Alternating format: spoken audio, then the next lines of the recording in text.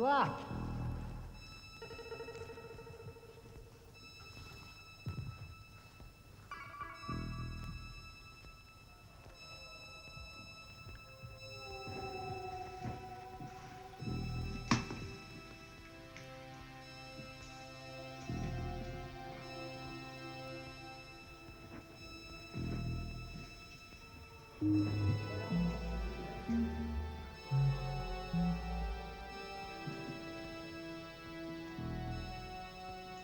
The 1982 speleological expedition is the first major British-based group to search for caves in Mexico.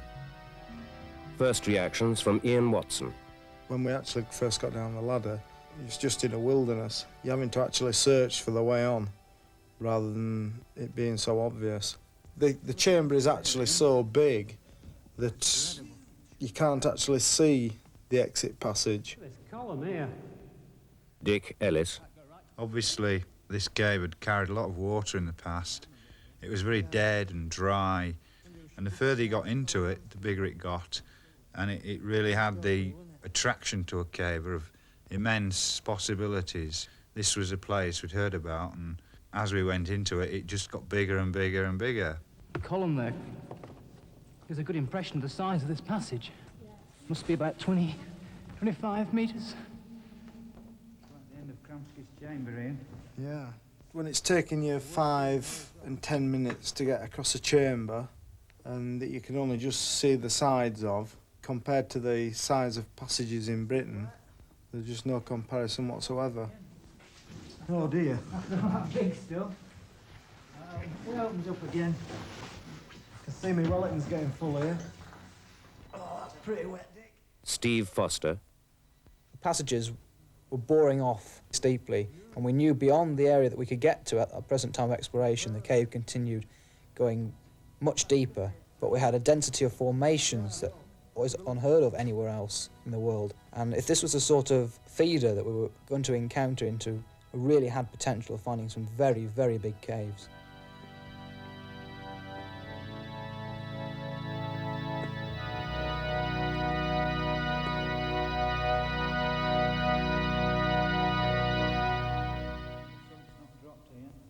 No, unfortunately. I think probably another month or so before it'll go down. 2 miles in, the San Cristobal cavern ends in a sump pool. But this initial exploration dramatically underlines the potential of the area. I think there's a couple of pictures in there. Yeah, 2 or 3.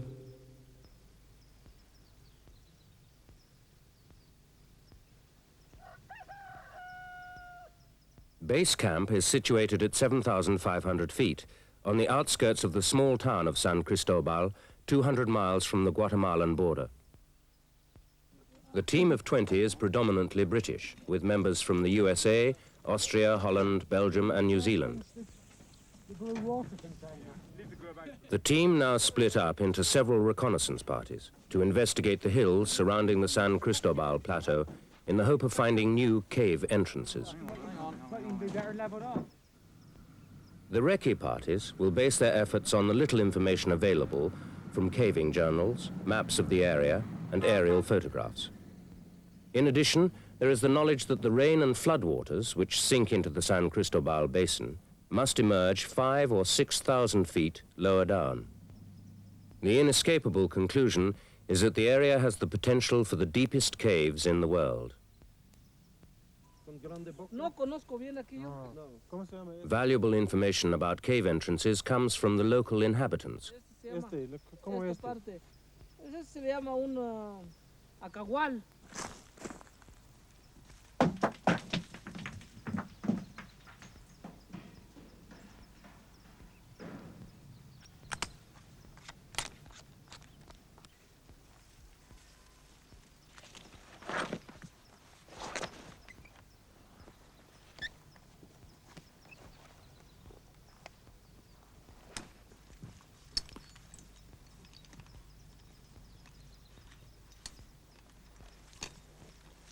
Cave entrances are numerous, but often hidden in the bush.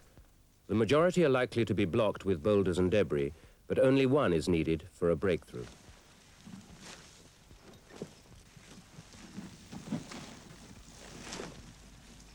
How's it look? Long way, right? 30 metros. Sí.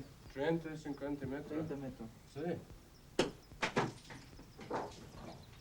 Yeah, buena. Buena cueva. ¿cómo no? Sí. Sí. Small stream come in, but no go really. What's the general wall situation?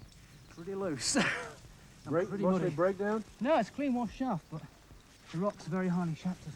All right. It's about 75 feet to a slope, and then it goes down on a rocky, bouldery slope covered with tree trunks to a little hole. And I dug at the little hole, and it revealed a small chamber which I couldn't get into. This pitch looks about 60 or 70 feet. We'll just might be a bit more than that. And there seems to be a dark hole down Steve Foster. Dave Newson had discovered this cave, situated in a very interesting area, quite high above the San Cristobal area, about 2,400 metres. It looked to be in a good place, but there seemed to be very little enthusiasm in the team to go up there. Some of us had been out every day for 3 weeks. It was starting to get a bit tiring. We had tremendous hopes for this cave. Dave and I pushed down 150 metres, and we could see darkness below, and we could make out what looked like a passage continuing off. And we finally thought we'd actually done it and we were going to get into something big. Another 150 metres depth than we would have been into below the level of San Cristobal Depression, and we could have been into some really big stuff. 5 metres further down, we hit the floor of the chamber. This water, a small amount of water disappeared into the floor in a complete and utter blockage. So this was another very promising lead, finished prematurely.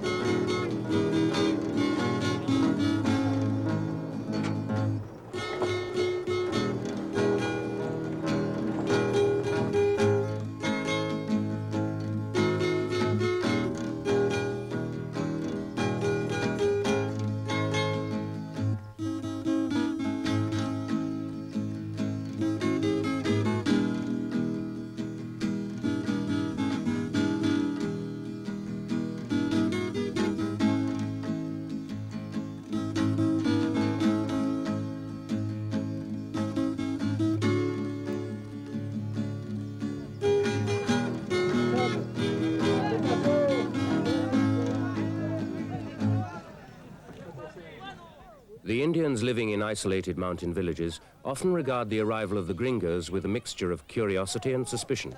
But here, the team are met by a welcoming crowd and invited to observe an important religious festival.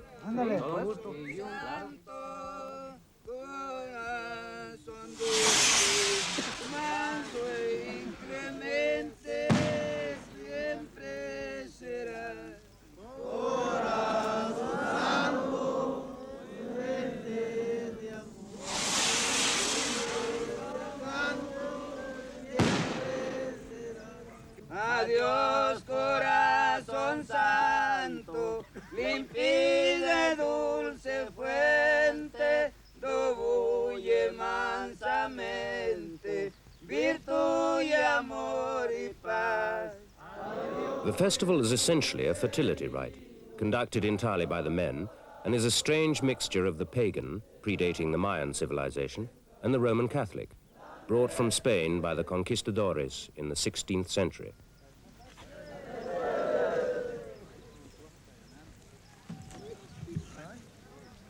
The flower-decorated loads weigh some 60 pounds and will be carried over 10 miles down steep terrain to the coastal plain where the festivities continue into the night.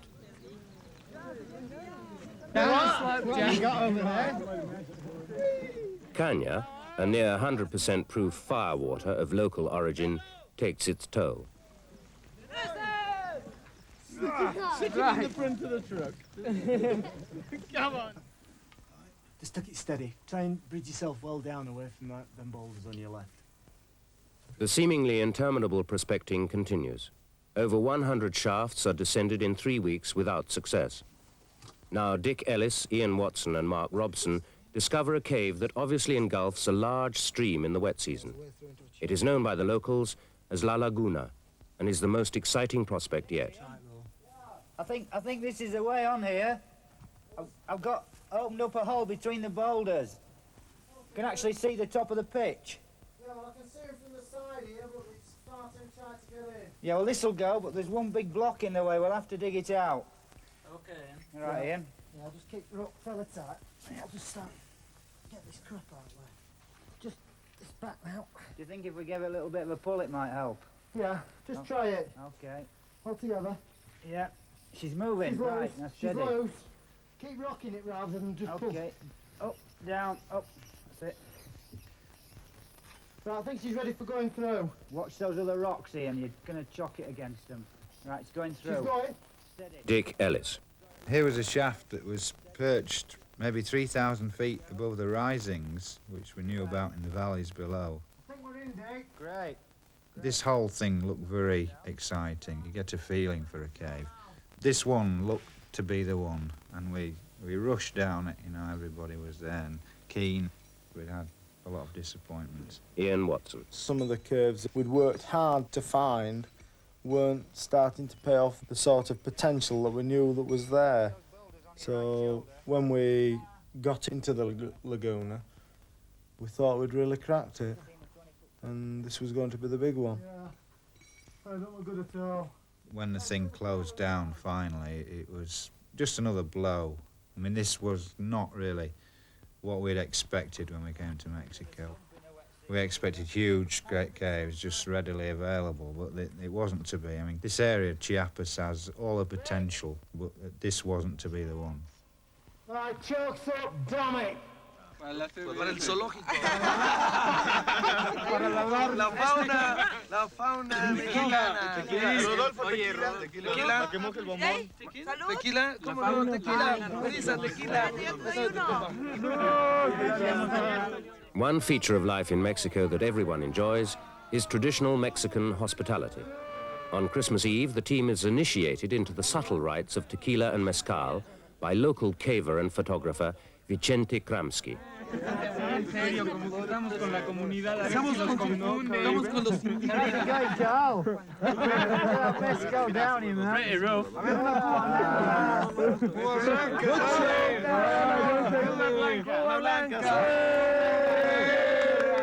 Mexico, mucho bueno.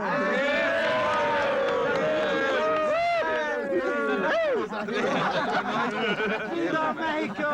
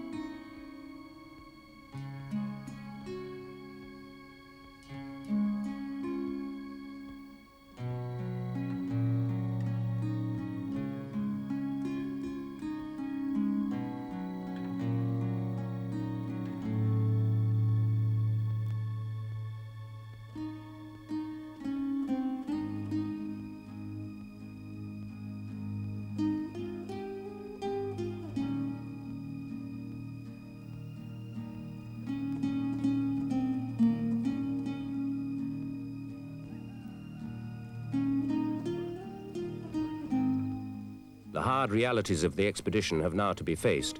After 4 weeks in the field, nothing of significance has been discovered. Ian White. Okay, we're going to discuss what we're doing for the next month. We've been here for a month already, and you know we had a slow start. Christmas is just gone, so you know we've got to work out the areas of best potential, split ourselves up into groups and do something constructive. I personally think that above the hill there, at the back of this range, is the best place. It's got the deepest depth potential. We know where the water sinks. We're going to go and see the resurgence this week, and we've got two 60-metre pits that haven't been descended yet. thing is really on general strategy, do we keep 2 areas going, or 3 areas going, or 4 areas going? Or do we concentrate all our efforts on one? I think we've got to decide and concentrate our efforts. Otherwise, we're just skinning the surface of lots of different areas. I think it's going to be a lot easier to get up early one morning, say 6 o'clock, go and do a 12, 14-hour day, and come back at night, and then have the next day to relax and do it every second day like that. Well, another fight. Rather than carrying all your water down, you've got to carry water. Yeah, But for a going cave, it's Oh yeah, once the cave goes, you can bivouac in the cave. With the pressure now on, and only 4 weeks left before the team have to return to England, a light aircraft is chartered to survey the surrounding hills. What immediately becomes obvious is the scale of the problem facing them.